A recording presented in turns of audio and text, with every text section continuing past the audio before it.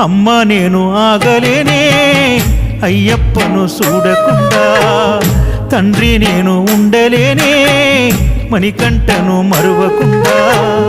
అమ్మ నేను ఆగలేనే అయ్యప్పను చూడకుండా, తండ్రి నేను ఉండలేనే మణికంఠను మరువకుండా. ఎందుకో నా స్వామి పిలిచినాడమ్మా, పోయి వస్తా నేను దీవించరమ్మా.